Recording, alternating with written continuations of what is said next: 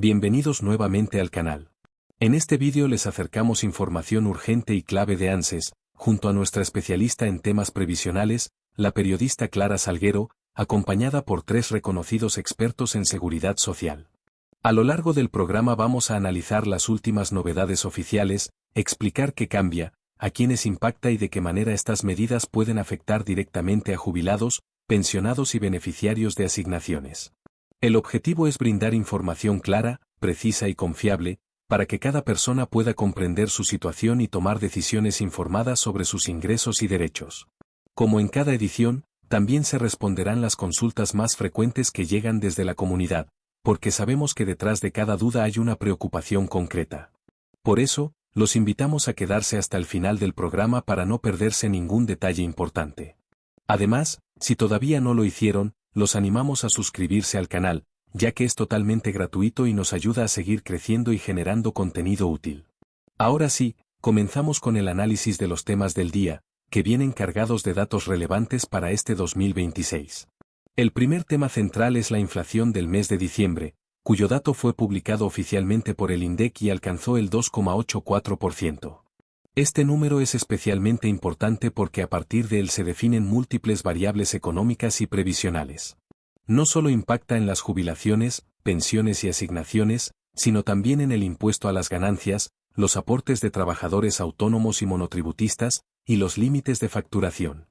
Es un dato clave que marca el cierre del año 2025 y condiciona gran parte de las actualizaciones que se verán reflejadas durante los primeros meses de 2026. Con esta inflación de diciembre del 2,84%, el acumulado anual del 2025 se ubicó en el 31,5%, convirtiéndose en la inflación más baja de los últimos 8 años. Además, este mismo índice determina el acumulado semestral del último semestre del año, que quedó en 14,99%. Este porcentaje es fundamental porque se utiliza para actualizar el piso del impuesto a las ganancias y los valores de aportes y escalas para autónomos y monotributistas. También es el índice que se aplica directamente para calcular los aumentos mensuales de jubilaciones, pensiones y asignaciones correspondientes a febrero. Con este aumento del 2,84%, se definieron los montos previsionales estimados para febrero. El haber mínimo, incluyendo el bono, quedaría en aproximadamente 429.219 pesos, mientras que el haber máximo, que no recibe bono, alcanzaría los 2.417.205 pesos. Es importante aclarar que estos valores son estimaciones realizadas con el mayor nivel de precisión posible, ya que al momento del análisis aún no estaban publicados oficialmente en el boletín oficial. Sin embargo, sirven como referencia concreta para que los beneficiarios sepan qué montos esperar en sus cuentas bancarias. En cuanto a las pensiones, es fundamental diferenciar los distintos grupos que integran el universo de las pensiones no contributivas. La pensión universal para el adulto mayor, PUAM, alcanzaría en febrero un monto aproximado de 357.375 pesos, incluyendo el bono de 70.000 pesos, y representa el 80% del haber mínimo. Por su parte, las pensiones no contributivas por vejez y por discapacidad se ubicarían en torno a los 321.453 pesos, también con el bono incluido. Estos valores reflejan el impacto directo del índice inflacionario de diciembre. Existe además un grupo particular dentro de las pensiones no contributivas, que corresponde a las madres de 7 o más hijos. En este caso, el monto de la pensión equivale al haber mínimo contributivo. Para febrero, estas beneficiarias estarían cobrando alrededor de 420.219 pesos. Esta equiparación busca reconocer una situación social específica y garantizar un ingreso similar al de una jubilación mínima. Es importante que quienes integran este grupo revisen sus liquidaciones para confirmar que los montos se acrediten correctamente y sin demoras. Las asignaciones familiares y sociales también se actualizan con el 2,84% correspondiente a la inflación de diciembre. La asignación familiar por hijo quedaría en aproximadamente 64.547 pesos, mientras que la asignación por hijo para ciertos rangos de ingresos alcanzaría los 129.082 pesos. En el caso de la asignación por hijo con discapacidad, el monto se elevaría a unos 210.163 pesos. Por su parte, la asignación universal por hijo se ubicaría en torno a los 129.082 pesos, mostrando una diferencia clara entre los distintos regímenes. Al analizar el impacto anual de la inflación, ya con el dato definitivo del 31,5% correspondiente a 2025, se puede evaluar el poder adquisitivo de jubilaciones y asignaciones. No se trata de hablar de ganadores y perdedores, sino de observar quiénes lograron mantener su capacidad de compra y quiénes no. En este contexto, la asignación universal por hijo se destaca como la prestación que más recuperó poder adquisitivo en los últimos 2 años, con un incremento real cercano al 67%, cumpliendo un rol clave como herramienta de contención social. Según datos de la Oficina de Presupuesto del Congreso, sin la asignación universal por hijo existiría un 10% más de personas pobres en el país. Esto significa que alrededor de 1.529.000 personas y más de 368.000 hogares evitaron caer bajo la línea de pobreza gracias a esta política pública. Uno de los grandes aciertos de este programa, desde su creación en 2009, fue mantener el pago directo, sin intermediarios, garantizando que el beneficio llegue efectivamente a las familias que lo necesitan y fortaleciendo su impacto social. En el caso de los jubilados, quienes perciben haberes iguales o superiores a la mínima sin bono lograron, en términos generales, mantener su poder adquisitivo durante 2025. Esto se debe a que las actualizaciones por inflación alcanzaron un 31,3%, muy cerca del índice anual. Sin embargo, los jubilados que cobran la mínima con bono quedaron rezagados.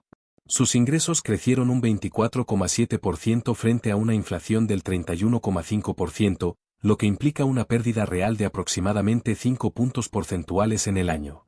El principal motivo de esta pérdida es el congelamiento del bono, que se mantiene en 70.000 pesos desde marzo de 2024. Aunque el bono ayudó a amortiguar el impacto de la inflación, su falta de actualización provocó que el aumento real percibido sea menor al índice inflacionario.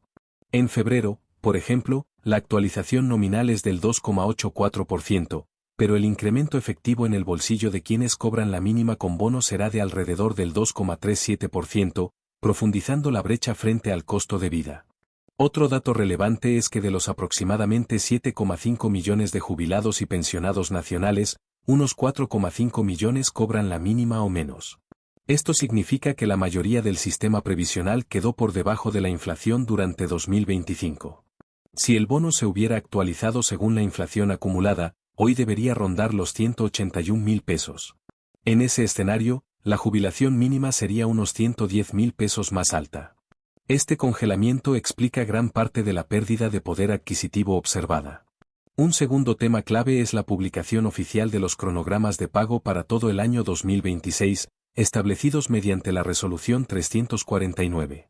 Según este cronograma, los pagos de jubilaciones, pensiones y asignaciones se realizarán entre los días 8 y 11 de cada mes, comenzando en febrero el día 9. Además, ya quedó garantizado y oficializado el pago del aguinaldo tanto en junio como en diciembre, lo que brinda previsibilidad y tranquilidad a millones de beneficiarios a lo largo del año. En relación con las pensiones por discapacidad, se confirmó que, pese al cambio institucional y el traspaso a la Secretaría Nacional de Discapacidad, las prestaciones ya otorgadas no se reducen, suspenden ni se dan de baja. Asimismo, los trámites en curso continúan su curso normal y no requieren nuevas presentaciones ni documentación adicional. Este punto es fundamental para llevar tranquilidad a quienes están esperando el otorgamiento de una pensión y dependen de ese ingreso y de la cobertura de salud asociada. En materia tributaria, la inflación semestral del 14,29% determinó una nueva actualización del piso del impuesto a las ganancias. Para una persona soltera sin hijos, el mínimo no imponible se elevó a aproximadamente 2.950.000 pesos brutos mensuales. En el caso de personas casadas con hijos, el piso es aún mayor. Es importante recordar que las deducciones deben cargarse correctamente en la página de Arca para evitar descuentos indebidos y optimizar el ingreso neto mensual.